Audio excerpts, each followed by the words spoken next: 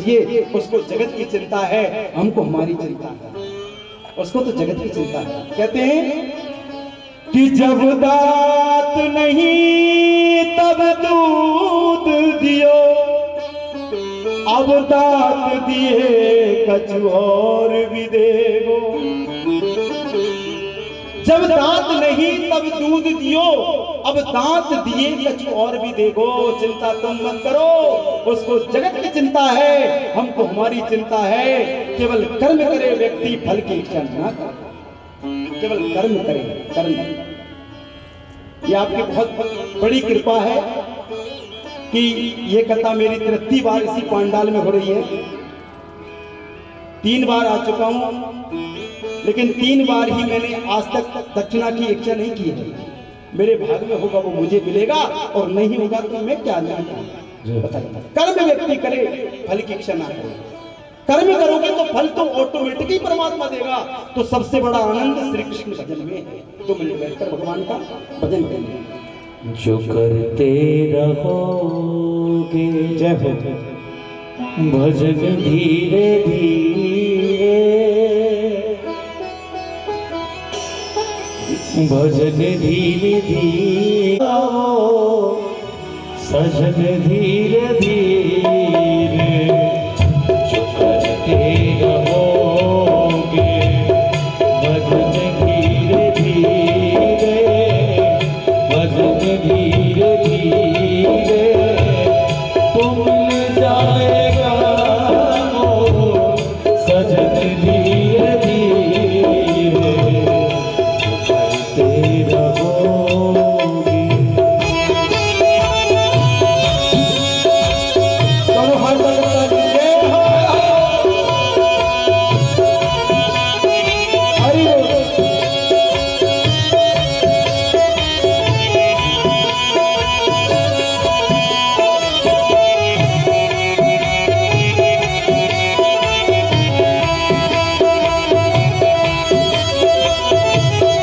जो करते रहोगे भजन धीरे धीरे, मिल जाएगा वो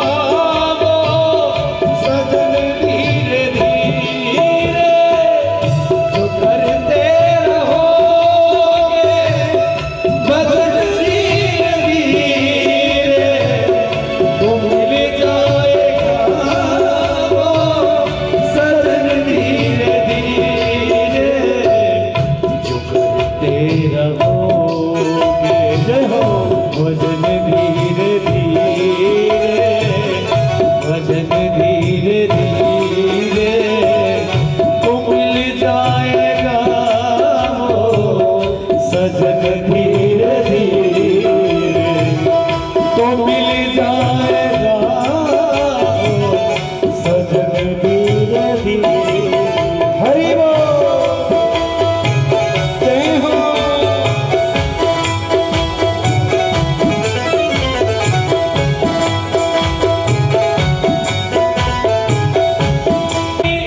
दिल में तमन्ना अगर हरि से मिलने की, दिल में तमन्ना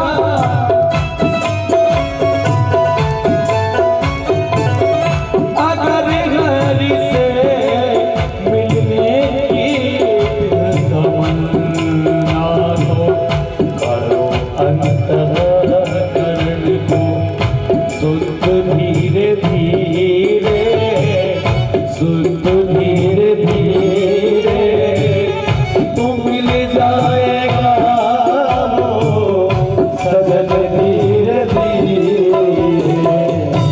करते रहोगे भजन धीरे धीरे, भजन धीरे धीरे, मिल जाएगा वो सजन धीरे धीरे।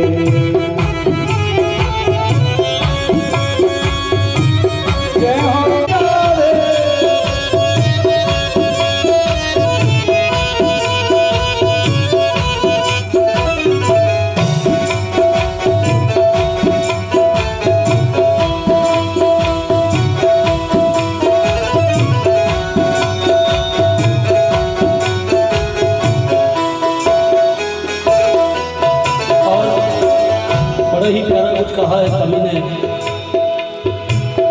कोई काम दुनिया में मुश्किल नहीं है, कोई काम दुनिया में मुश्किल नहीं है, मुश्किल नहीं है, कोई काम दुनिया में मुश्किल नहीं है, कोई काम दुनिया में मुश्किल नहीं। जतन धीरे धीरे तो मिल जाएगा वो सजन, धीरे धीरे तो मिल जाएगा वो सजन, धीरे धीरे। बोले बाकी बिहारी लाल की जय हो।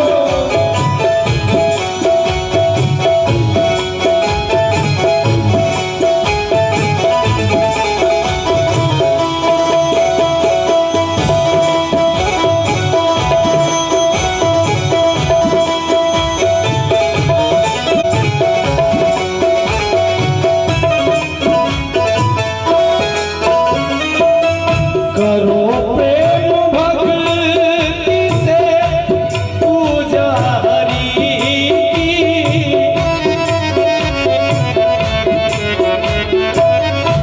करो प्रेम भक्ति से पूजा हरि की, करो प्रेम भक्ति से पूजा हरि की। जाएगा वो रतन धीरे धीरे, रतन धीरे धीरे तो मिल जाएगा वो सजन, धीरे धीरे मिल जाएगा वो सजन, धीरे धीरे। बढ़ाइए हाथ। ओ मिल जाएगा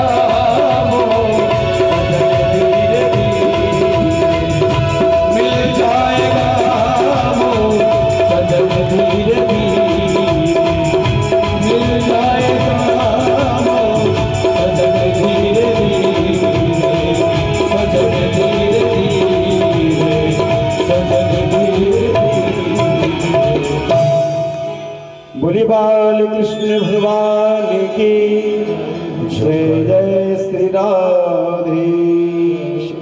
जो करते रहोगे भजन धीरे धीरे तो मिल जाएगा वो सजन, धीरे धीरे तो मिल जाएगा वो प्रभु, धीरे धीरे।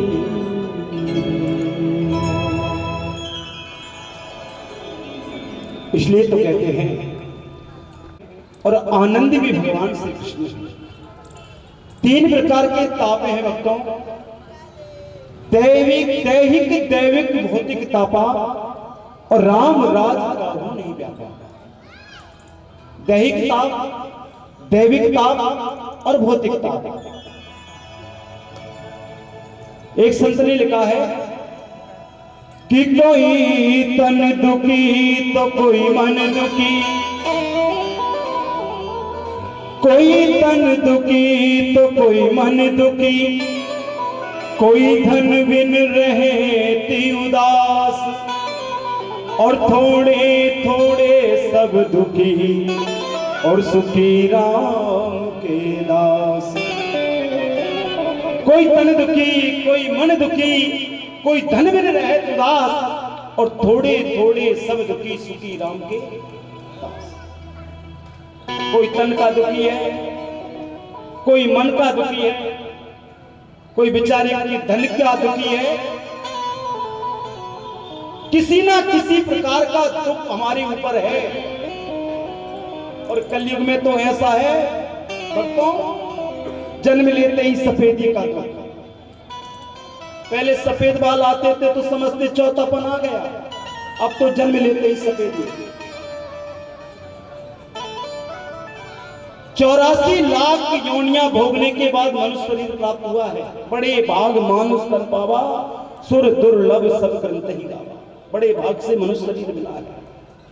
अब बताइए, मनुष्य तन मिला है हमको, इस पंडाल में हम इतने बैठे हैं। अच्छा बताइए, किन किन को कोई दुख है कि नहीं है? बताइए, कोई किसी दुख से ग्रसित है कि नहीं है? हम सब बैठे हैं, क्या सब सुखी हैं हर वस्तु से? है क्या बताइए? अब तो ना जाने कौन कौन सी बीमारी पाले पड़ रही हैं। सिर दर्द, पेट दर्द, ब्लड प्रेशर, लकवा की बीमारी, शुगर की बीमारी, बीपी की बीमारी, ना जाने कौन कौन सी बीमारी। ऐसा कोई व्यक्ति नहीं है जो किसी ना किसी दुख से दुखी ना हो। कोई मन से दुखी है, कोई धन का दुखी है। सुखी तो केवल वो है जो बैठकर परमात्मा का 2 मिनट चिंतन करता है। उससे बड़ा सुखी कोई संसार में नहीं है। क्या बताइए? नहीं है ना? मैं ऐसे कलयुग में ऐसी बुद्धि हमारी खराब हो रही है महाराज, कि मैं ऐसे लोगों को जानता हूं जिस सुबह से ताश खेलने, सुबह 7 बजे से ताश खेलने के लिए बैठते हैं और शाम के 7 बज जाते हैं, लेकिन समय का पता नहीं चलता है। सुबह 7 बजे ताश पर चौपड़ पर बैठ जाते हैं और शाम के 7 बज जाते हैं, और पत्नी कहती है बेटा जाओ पापा को बुला लाओ, दोपहर के 3 बज गए, अभी भोजन करने नहीं आए। बेटा जाता है, पापा चलो भोजन कर लो ना, आ रहा हूं। सुबह 7 बजे से ताश खेलने के लिए बैठेंगे और शाम के 7 बज जाएंगे, लेकिन समय का पता नहीं चलेगा। और वही लोग अगर धोखे से कथा में आकर बैठ जाएं तो 3 घंटे में 30 बार घड़ी देखेंगे। महाराज कब आरती करेंगे? महाराज जी कब आरती करेंगे? बताइए, आप बताइए, यही बात है ना? 1 घंटा में 10 बार उठकर जाएंगे, 3 घंटे में तो ये मान लो बहुत परेशान हो जाते हैं वो कि महाराज जी बहुत समय खींच लिया, कथा में अगर आ जाए तो मुश्किल पड़ जाती है ऐसे लोगों को। और सुबह से 7 बजे से और शाम के 7 बजे तक ताश खेलते हैं, कोई असर नहीं पड़ता है। ये कलयुग ने मनुष्य की बुद्धि को बिगाड़ रखा है। भक्तों, एक बात आपसे कही, जैसा हम अन्न खाते हैं वैसा मन हो जाता है, और जैसा हम पानी पीते हैं वैसी पानी होती है। एक बात आपसे कहें, जैसा हम सत्संग करते हैं वैसा असर आता है। घर में आज अगर आप रोज ताश खेलोगे तो मुझसे लिखवा लो स्टाम्प पेपर पे कि आपका बेटा अगर ताश न खेले तो आप जो मुझ में आए कहना, बेटा भी ताश खेले। आप अगर घर में बैठकर रोज रामायण पढ़ोगे तो आपका बेटा भी रामायण पढ़ेगा। ये बिल्कुल नोट कर लेना। आप अगर रोज मंदिर जाओगे तो बेटा भी कहेगा मेरा पिताजी भी मंदिर जाता है, मैं भी जाऊंगा। और पिताजी ने कभी मंदिर का दरवाजा ही नहीं देखा तो बेटा क्या खाक देखेगा? बताइए आप।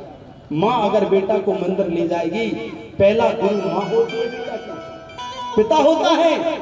हम जैसे संस्कार घर में करते हैं, जैसा कार्य करते हैं, वैसे हमारे बच्चे करते हैं। भक्तों, 27 प्रकार के नक्षत्र बताए हैं हमारे विद्वानों ने, पंडितों ने। 27 प्रकार के नक्षत्र हैं। उसमें एक नक्षत्र आता है स्वाति। कौन सा नक्षत्र आता है? स्वाति नक्षत्र। स्वाति नक्षत्र की जल की बूंद गिरती है, जल की बूंद। स्वाति नक्षत्र की जल की बूंद अगर केल के पत्ते पर गिर जाए तो पता है क्या बनता है? पता है किसी को? कपूर बनता है, जिससे भगवान की हम आरती उतारते हैं। वो किससे बनता है? स्वाति जल के बूंद की जो बूंदे जो केल के पत्ते पर गिरती है उससे कपूर बनता है। और वही स्वाति जल की बूंद अगर सीप के मुख में गिर जाए, शंख के मुख में, वैज्ञानिक लोग जाते हैं समुद्र में, खोजते हैं, शीप को निकालते हैं, शंख को, और उसको फोड़ते हैं, उसमें मालूम क्या बनता है? उसमें से मोती बनता है जिसकी करोड़ों रुपए की कीमत होती है।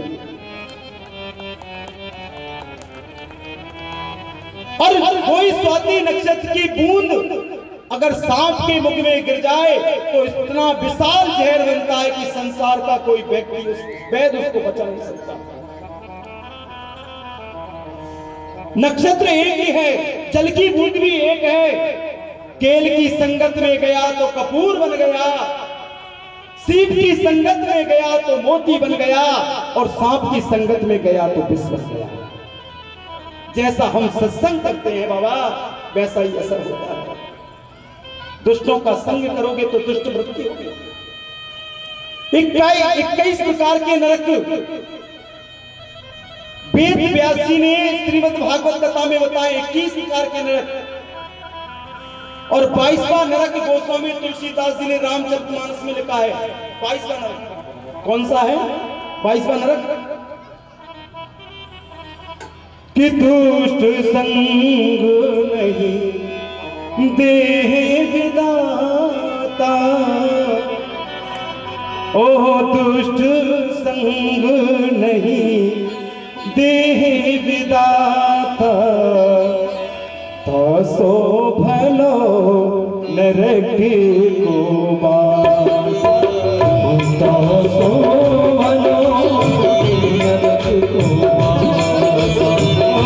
दुष्ट संग नहीं देह विदाता, ओ दुष्ट संग नहीं देह विदाता, दुष्ट संग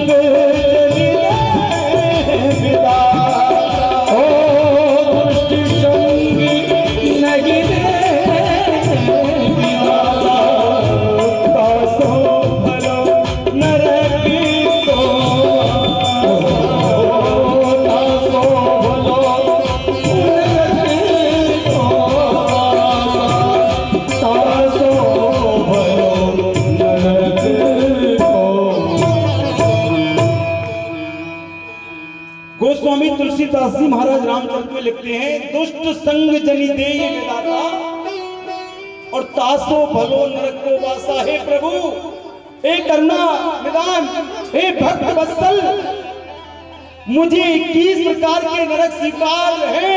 बैतरणी नदी में डाल देना, कुंभी पाक में डाल देना, जैसे चाहे नरक में डाल देना, मुझे स्वीकार है प्रभु, लेकिन दुष्टों का संग मत देना। इससे बड़ा नरक नहीं है। दुष्ट संग जनि देहि विदाता, तासो भलो नरक को वासा। मैं नरक में वास कर लूंगा, पर दुष्टों को संग मत देना। सट तो सुधर जाते हैं, लेकिन दुष्ट नहीं सुधरते। सट सुधरई सत संगति पावा, पारस पर प्रभास। सट तो सुधर जाते हैं, लेकिन दुष्ट नहीं सुधरते। भगवान से प्रार्थना करो, हे गोविंद, अच्छे लोगों का संग देना, अच्छा अन्न मिले, लेकिन दुष्टों का संग मत देना। आपने महाभारत कथा देखी है ना, सुनी भी है। जब द्रौपदी को निर्वस्त्र कर रहे थे, वहां भीष्म पितामह, कृपाचार्य सभी बैठे थे। दुशासन चीर खींच रहा था, भगवान कृष्ण ने आकर रक्षा की। जब भीष्म पितामह के रोम रोम में अर्जुन ने बाण छेदे और बाणों की सैया पर भीष्म पितामह पड़े हैं, तो भगवान कृष्ण ने पांचों पांडव और द्रौपदी से कहा कि हमारे गंगा पुत्र भीष्म पितामह हैं, इनसे कुछ ज्ञान ले लो। तो जैसे ही अर्जुन ने भीष्म पितामह से कहा, भीष्म पितामह हमें कुछ उपदेश दीजिए, कुछ ज्ञान बताइए, तो उनने सबसे पहली बात ये कही थी कि अपनी आंखों से कभी पाप नहीं देखना चाहिए।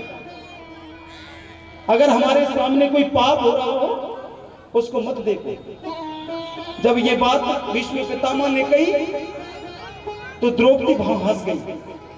द्रौपदी जब हंसी, तो भीष्म पितामह की आंख में से आंसू आ गए, और भीष्म पितामह रोते हुए बोले, बेटी तुम क्यों हंसी? हंसी का कारण मुझे बताओ। तो द्रौपदी बोली, पिताजी, पितामह, बस हंसी आ गई और इसलिए मैं हंसी।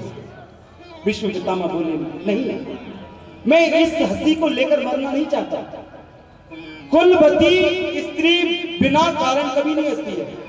जो कुलवती होती है वो बिना कारण कभी दांत नहीं निकालती है। और कुलीन जो औरत है, स्त्री है, वो तो हर जगह हंसती रहती है। लेकिन जो कुल वाली औरत है, स्त्री है, वो बिना कारण कभी भी मर्यादा का उल्लंघन नहीं करेगी और कभी भी नहीं हंसेगी। हे बेटी द्रौपदी, मुझे बताओ, आखिर तुम क्यों हंसी हो? इस हंसी को लेकर मैं मरना नहीं चाहता। मुझे बताना पड़ेगी, तुम्हें मेरी सौगंध है। जब भीष्म पितामह ने ये कहा तो द्रौपदी ने कहा, महाराज पितामह, मैं इसलिए हंसी हूं कि आपने कहा कि अपनी आंखों के सामने पाप होते हुए नहीं देखना चाहिए। तो पितामह, जब मेरा चीर हरण हो रहा था, दुष्ट दुशासन मुझे निर्वस्त्र कर रहा था, तो सहायता तो मैंने आपसे भी मांगी थी। आप भी वहां बैठे थे। गुरु द्रोणाचार्य, कृपाचार्य, भीष्म पितामह सभी बैठे थे। हे पितामह, अगर आप इशारा कर देते तो दुर्योधन के पिता की शक्ति नहीं थी कि मुझे निर्वस्त्र करता। फिर मुझे बताइए, आपने ये पाप होती हुई क्यों देखा? आप उस पाप को रोक सकते थे ना, आप भी तो वही थे। फिर आपने क्यों देखा इस पाप को होते हुए? जब ये बात द्रौपदी ने कही तो भीष्म पितामह की आंखों से आंसू आ गए। बेटी, उस समय मैं मजबूर हूं, क्योंकि मैंने दुष्ट दुर्योधन का अन्न जो खा रखा था, इसलिए मेरी बुद्धि बिगड़ गई। मैंने दुष्ट दुर्योधन का अन्न खा रखा था, दूषित अन्न, इसलिए मेरी बुद्धि खराब हो गई थी। लेकिन तुम्हारे पति ने मुझ में आज रोम रोम में इतने बाण मारे हैं, इतने बाण मारे हैं कि मेरा दूषित जो रक्त था वो सब निकल गया, और मैं केवल आज मेरा रक्त जो है शुद्ध बचा है, इसलिए मैं सब जो दूषित अन्न था वो निकल चुका। आज जो रक्त मेरा शुद्ध है वो केवल शुद्ध रक्त बचा है, इसलिए मैं सत्य बोल रहा हूं। तो भक्तों, कहते हैं कि जैसा हम अन्न खाते हैं वैसा मन हो जाता है, और जैसा हम पानी पीते हैं वैसे पानी हो जाते हैं। कबीरा सब जग निर्धन, धन बनता नहीं कोई, और धन बनता सोई जानिए जाके राम नाम धन। धनी तो वो है जिसके पास राम नाम धन है। बताइए, करोड़ों अरबों रुपए टर्न ओवर हमने कर रखे हैं, बैंक बैलेंस है, उसको धनी नहीं कहेंगे हम। धनी तो वो है जिसने राम नाम रूपी धन को कमा लिया, कृष्ण रूपी धन को कमा लिया, वो ही सबसे बड़ा धनी है। श्री भागवत के प्रधान देव तो श्री गोविंद है, इसलिए भागवत महात्म के प्रथम श्लोक में श्री कृष्ण की वंदना की गई है। आदरणीय सुखदेव जी का वंदन किया, जिन आचार्य सुखदेव जी ने जन्म लेते ही और संन्यास ग्रहण किया और सीधे वन की ओर चले गए। पुत्र पुत्र जिन्होंने अपने माता पिता का त्याग करके सीधे वन को चले गए। सज्जनों, जैसे हम इस पवित्र भूमि पर बैठकर भागवत कथा श्रवण कर रहे हैं, ऐसे ही प्राणों की विद्या के लिए परम एकांत, परम शांति का स्थान है, उसे कहते हैं हम नैमिष सारण तीर्थ। आज नैमिष सारण तीर्थ में 88,000 ऋषि बैठे हैं, 88,000 ऋषि। लेकिन उनके मन में एक ही गलानी है कि कैसे भगवान की प्राप्ति हो, कैसे परमात्मा की प्राप्ति हो, कैसे ज्ञान अर्जित हो। इस चिंता में 88,000 ऋषि विराजमान है। उसी सभा में क्या होता है कि सूत जी महाराज जी का पदार्पण हो जाता है, और सूत जी महाराज जी की आयु केवल कितनी है? 12 वर्ष। अब जैसे सूत जी महाराज आए, सूत जी महाराज छोटे थे और 88,000 ऐसे ऋषि वहां पर बैठे थे कि कई बार इंद्र बदल गए पर उनकी उम्र पूरी नहीं हुई। 10,000 वर्ष के संत बैठे हैं, 15,000 वर्ष के संत बैठे हैं। ऐसे ऐसे लंबे लंबे ऋषि जिनकी आयु कोई गिन नहीं सकता, ऐसे ऐसे संत बैठे हैं ऋषि। उसी सभा में सूत जी आए, छोटे से थे, अब जैसे सूची महाराज आए, अब वो 88,000 ऋषि उठकर और सूची महाराज जी को प्रणाम करने लगे। अच्छा एक बात बताओ कि बेटा अगर पिता को प्रणाम करे, ये बात तो जमती है। अगर बेटा बाप को प्रणाम करे तो ये बात तो शोभा देगी। अगर बाप बेटा को प्रणाम करे ये बात शोभा देगी क्या? आपसे पूछता हूं। अगर पिताजी कहे बेटा प्रणाम, तेरे में चरण छूता हूं, तो ये बात शोभा देगी क्या? अगर बेटा पिता के चरण छुए और प्रणाम करे तो ये बात शोभा देगी। तब सूजी ने जब प्रणाम किया 88,000 ऋषि ने सूजी को, तो सूजी महाराज जी की आंख में से आंसू आ गए। सूजी महाराज रोने लगे और बोले, ऐसी मैंने क्या गलती कर दी जो मुझे देखकर आप प्रणाम कर रहे हो? आप मेरे दादा के परदादा लकड़ दादा और उनके भी परबाबा, और मुझे प्रणाम कर रहे हो छोटे से बालक को। तो 88,000 ऋषियों की आंख में से आंसू आ गए और 88,000 ऋषि बोले, हे शिव जी, धन वृद्धा बल वृद्धा आयु वृद्धा ते सर्वपि ज्ञान वृद्धाक्ष किंकरा शिष्य किंकरा। हे शिव जी महाराज, कोई बल में बड़ा होता है, कोई आयु में बड़ा होता है और कोई कदाचित धन में बड़ा हो जाता है, लेकिन जो ज्ञान में बड़ा होता है वो सबसे बड़ा माना गया है। कोई उम्र से बड़ा है, कोई आयु में बड़ा है, कोई धन से बढ़ गया, लेकिन जो ज्ञान में बड़ा है वो ही सबसे बड़ा माना गया है। आप हमारे लिए ज्ञान प्रदान करने वाले हो।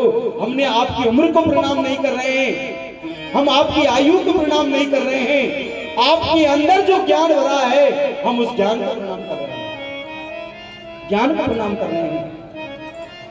कृष्ण प्राप्ति करम शाश्वत साधनम तदुदाधुना। तो सूजी ने कहा, मुझे क्यों बुलाया है और क्या कारण है? तो सौनकादिक ऋषियों से सूजी ने कहा, महात्मा संत और विद्वानों के पास जाकर कभी व्यर्थ का प्रश्न मत करो। कभी संतों के पास जाओ और ब्राह्मणों के पास जाओ तो व्यर्थ की बातें मत पूछो। महाराज तुम्हारा आश्रम कहाँ है? महाराज तुम्हारा विवाह हुआ कि नहीं हुआ? महाराज कितने बेटा हैं तुम्हारे हैं? महाराज तुम्हारी पत्नी कैसी है? महाराज बेटा की नौकरी लगेगी नहीं लगेगी? महाराज घर बनेगा कि नहीं? ये फालतू प्रश्न मत पूछो। संतों के पास जाकर कभी जात मत पूछो, महाराज तुम्हारी जात क्या है? जात न पूछो साधु की, पूछ लीजिए ज्ञान, मोल करो तलवार का, पड़ी रहने दो म्यान। संत से जाकर कभी जाति मत पूछो कि तुम्हारी जात क्या है, कि बेटा की नौकरी लगेगी कि नहीं लगेगी, बेटा को बहू मिलेगी कि नहीं मिलेगी, कि घर बनेगा कि नहीं बनेगा। संत से ये मत पूछो। संत से तो केवल ये पूछ लो कि भगवान मिलेगा कि नहीं मिलेगा, भगवान मिलेगा कि नहीं मिलेगा। जब भगवान मिल जाएगा तो नौकरी भी मिल जाएगी, घर भी बन जाएगा, दुकान भी चल जाएगी और बहू भी मिल जाएगी, सब मिल जाएगा अगर भगवान तुम्हारे पास है। और भगवान नहीं है तो कुछ नहीं है, ध्यान देना। कितने लोग ऐसे हैं जितने मैं जानता हूं, काल व्याल मुख ग्रास त्रास निवास है तुम्हें। भक्तों, हमारा जीवन क्या है? ध्यान दें, एक बहुत बड़ा अजगर है, उसने अपना मुख खोल रखा है। हम कब तक सुरक्षित हैं? हम अजगर के मुंह में प्रवेश कर गए। हम जब तक सुरक्षित हैं जब तक अजगर अपना मुंह बंद नहीं कर पाता, और जैसे ही अजगर ने मुख बंद किया हमारी मृत्यु हो जाएगी। भक्तों, जिसने जन्म लिया है उसकी मृत्यु है, कहीं जन्म कहीं मृत्यु। क्वः शुदा क्वः कतालोके क्व काच को मरणम ब्रह्मरातो विचार्य तदा देवा त्वः सुतम। सुखदेव ने कहा कहां स्वर्ग का अमृत और कहां श्रीमद् भागवत व्रत, दोनों की बराबरी एक संग कैसे हो सकती है? स्वर्ग में जाकर वहां के अमृत का पान करने के बाद व्यक्ति को गिरना पड़ेगा।